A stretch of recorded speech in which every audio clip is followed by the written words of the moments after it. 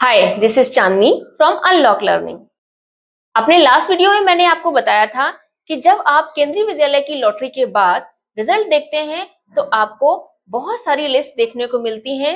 जिन list में एक तो लिस्ट होती है कैटेगरी 1 की लिस्ट, कैटेगरी 2 की लिस्ट, कैटेगरी 3 की लिस्ट, कैटेगरी 4 की लिस्ट, एससी कैंडिडेट्स की लिस्ट, एसटी कैंडिडेट्स की लिस्ट, सीडब्ल्यूएसएन कैंडिडेट्स की लिस्ट, ओबीसी एनसीएल कैंडिडेट्स की लिस्ट एंड आरटीई कैंडिडेट्स की लिस्ट। और आपने ये भी देखा होगा कि कुछ बच्चों का नाम कई लिस्ट में होता है और अलग अलग पोजीशन पे होता है। ऐसा क्यों होता है, तो आज हम बात करेंगे इसके बारे में और आपका कंफ्यूजन दूर करेंगे। क्लास 1 या बाल वाटिका की ऑनलाइन लॉटरी को परफॉर्म करते समय ये ध्यान दिया जाता है कि सेंट्रल गवर्नमेंट के द्वारा दिए गए रिजर्वेशन को भी फॉलो किया जाए और सर्विस कैटेगरीज को भी ध्यान में रखा जाए। तो इन दोनों बातों को ध्यान में रखते हुए ही स्कूल के द्वारा ऑनलाइन लॉटरी परफॉर्म की जाती है। सबसे पहले तो लॉटरी परफॉर्म की जाती है आरटीई कैंडिडेट्स की। RTE means right to education. RTE act के अनुसार टोटल सीट्स की 25% सीट्स रिजर्व हैं आरटीई कोटा के लिए। तो अगर किसी क्लास में 40 की स्ट्रेंथ है तो 10 सीट्स रिजर्व हैं आरटीई कोटे के लिए और इस कोटे के लिए अवेल कर सकते हैं SC candidates, ST candidates, general EWS candidates, OBC NCL candidates. RTE seats लेने का बेनिफिट क्या है कि इन सीट पर एडमिशन लेने वाले बच्चे को केंद्रीय विद्यालय में किसी भी तरह की फीस नहीं देनी होती है। अब सवाल आता है कि क्या सभी SC, ST, OBC NCL, general EWS candidates या सीडब्ल्यूएसएन कैंडिडेट्स एलिजिबल हैं आरटीई सीट्स को अवेल करने के लिए? तो ऐसा बिल्कुल भी नहीं है। आरटीई सीट्स के लिए वही कैंडिडेट्स अप्लाई कर सकते हैं जिनका घर केंद्रीय विद्यालय से 5 किलोमीटर की दूरी के अंदर आता है। अगर किसी कैंडिडेट का घर 5 किलोमीटर के दूरी से बाहर है तो वो कैंडिडेट आरटीई सीट के लिए अप्लाई नहीं कर सकता है। अगर अप्लाई किया भी है और आपका नाम आ भी जाता है और आपका रेजिडेंस सर्टिफिकेट देखने के बाद आपको वो सीट नहीं मिल पाएगी। डिस्टेंस की दो कंडीशंस होती हैं। रूरल एरियाज में जो केंद्रीय विद्यालय हैं उनके लिए डिस्टेंस 8 किलोमीटर्स मींस अगर बच्चे का घर 8 किलोमीटर डिस्टेंस तक है तो उसे आरटीई सीट्स मिल सकती है। सिमिलरली अर्बन एरियाज के लिए अगर बच्चे का घर 5 किलोमीटर रेंज से पहले आ जाता है तो उसे आरटीई की सीट मिल सकती है।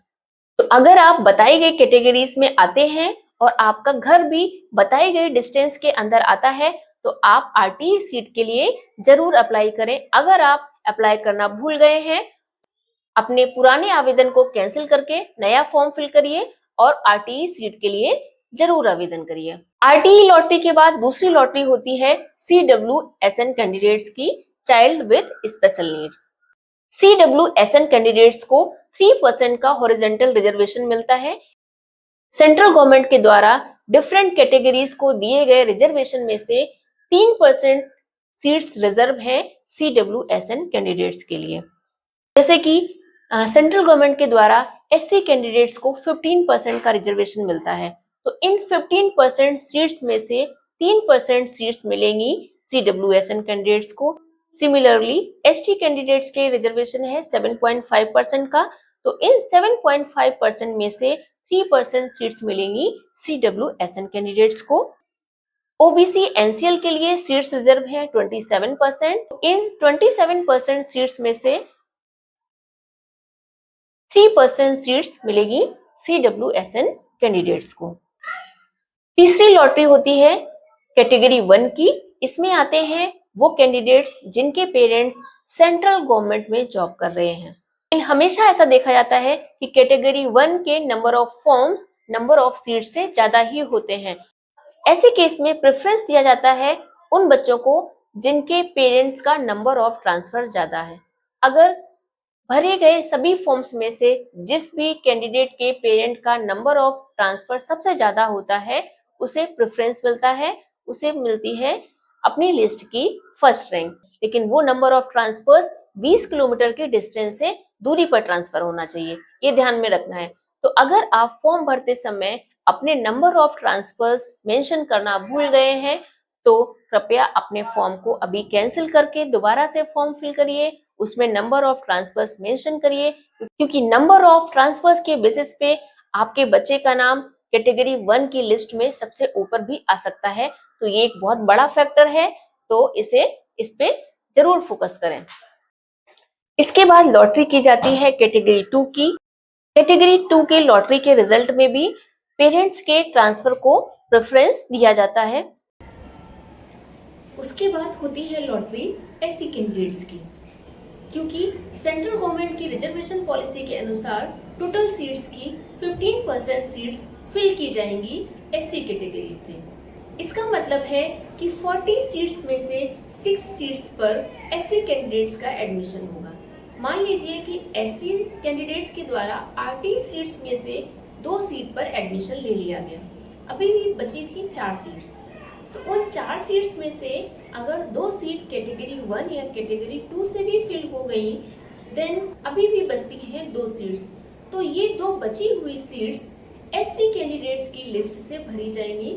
इसलिए कैटेगरी 1 और कैटेगरी 2 की लिस्ट के बाद लॉटरी की जाती है एससी कैंडिडेट्स की लिस्ट की। इसके बाद लॉटरी होती है एसटी कैंडिडेट की। एससी कैंडिडेट की ही तरह फिर से अगर किसी एसटी कैंडिडेट ने हो सकता है आरटीई सीट्स में से एडमिशन ले लिया हो सकता है कैटेगरी 1 या कैटेगरी 2 से एडमिशन ले लिया हो, इन केस कोई सीट वैकेंट रह जाती है तो उसे एसटी कैंडिडेट की लिस्ट से फिल किया जाएगा। इसी तरह से उसके बाद लॉटरी की जाती है ओबीसी कैंडिडेट्स की। इसके बाद कैटेगरी 3, कैटेगरी 4 एंड कैटेगरी 5 की।